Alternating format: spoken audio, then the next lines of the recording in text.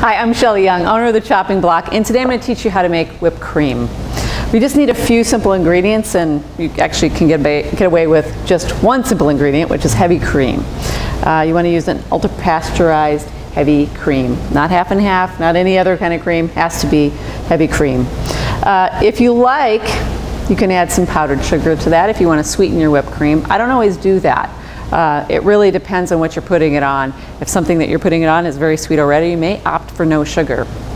What you want to know about the powdered sugar, if you choose to use that, is it does have a little bit of cornstarch in it, and that helps to stabilize the whipped cream. So if you are making whipped cream in advance, it helps to keep it together and stabilize it for long term.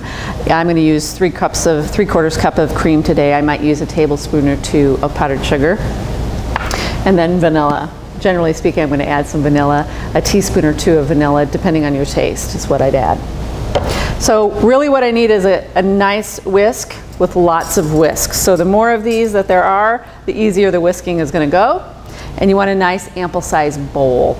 The bigger the bowl, the more air gets into the whipped cream easily and it goes much quicker. I generally do this by hand, but you can use a hand mixer if you choose.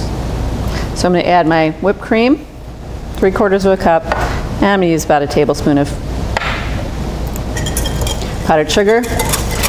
A bowl that is actually round in the bottom, not flat, is going to serve you better. It whisks much easier.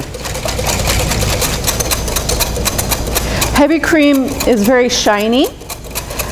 What you'll see as this starts to thicken is that it loses its sheen. Whipped cream, once it loses its sheen, and it has become thick, that's when it's done. You don't really necessarily get really light and fluffy, just think of it as becoming thick.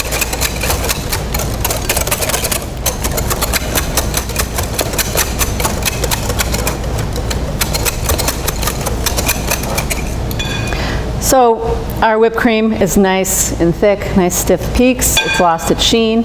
I'm going to finish with just a little bit of vanilla as I mentioned. If you over whip this, that's really what you want to watch out for. Over whipping, that's how you make butter. So it'll start to look curdly. You know you've over whipped it if you've done that. Another little tip I like to tell you about is if you're making the whipped cream in advance, I like to under whip it a little bit. Our tendency, first of all, is to want to keep stirring this. So if you're going to want to stir it a little bit right before you, or whisk it right before you serve it, under whip it a little bit. And it gives you a little opportunity to stir it a little bit more. And that is how you make whipped cream.